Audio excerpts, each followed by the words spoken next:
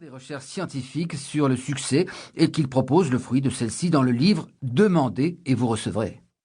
Si vous n'écoutez que par curiosité, vous risquez de manquer le bateau. Vous risquez de rater la plus belle leçon qu'on peut tirer de tout le livre, le secret des découvertes qui ont marqué mes nombreux déplacements, qu'il s'agisse de réunions d'affaires dans les plus grandes villes du Canada ou des États-Unis ou de la visite de grottes mystérieuses en Inde. Pour le moment, ne cherchez pas à comprendre pourquoi vous devez le faire.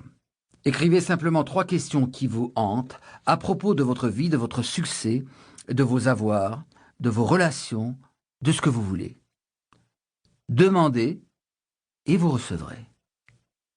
Vous avez certainement déjà lu cette phrase dans la Bible ou ailleurs. Alors, vous avez demandé quoi en vous levant ce matin? Rien. Vous aurez quoi ce soir en vous couchant, vous pensez? Et rien, c'est certain. C'est simple, mais c'est vrai. Si vous ne demandez rien de précis, vous ne recevrez rien de précis. L'un des objectifs de ce livre est justement de vous aider à développer le réflexe de toujours demander quelque chose à l'univers, et quelque chose de plus en plus gros. Alors ne faites ni une ni deux, prenez un bout de papier et écrivez vos 3 questions.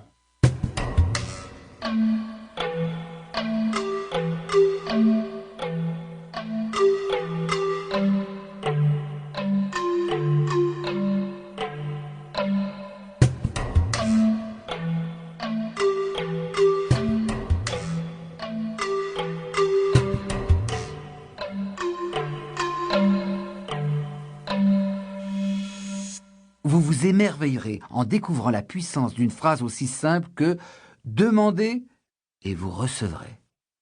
Si vous n'avez rien à demander, cette audition sera totalement inutile. Donnez-la à quelqu'un d'autre ou rangez-la jusqu'à ce que vous ayez quelque chose à demander.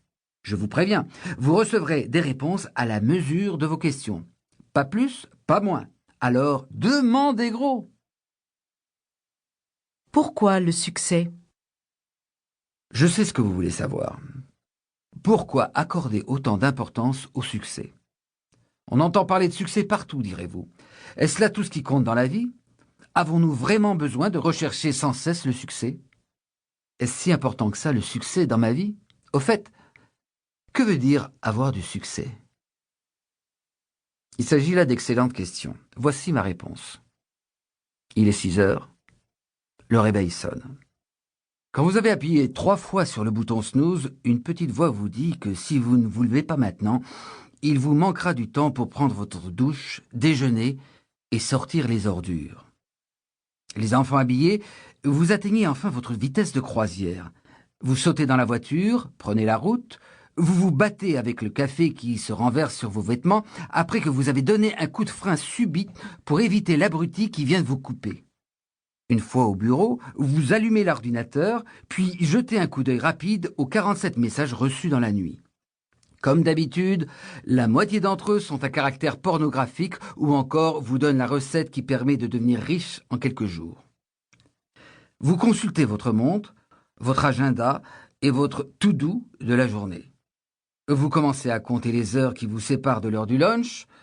Manifestement, le croissant avalé en 2 bouchées à un feu de circulation ne vous a pas rassasié.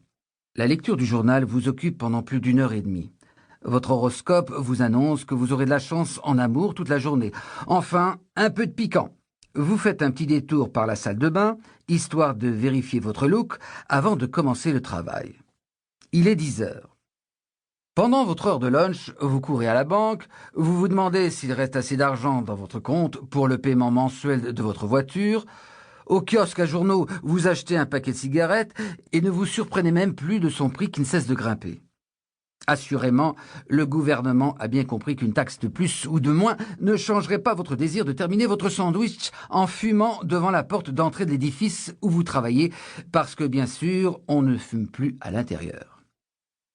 L'après-midi, à demi somnolent, vous reprenez distraitement le travail en méditant sur le prochain film que vous louerez au vidéoclub ce vendredi. Vous regardez celui-ci dans votre salon, scotch en main, pour célébrer l'arrivée toujours trop lente du week-end. Il est 17 heures. Vous voilà enfin chez vous, juste à temps pour allumer la télévision et entendre pour la 5e fois les nouvelles de la journée.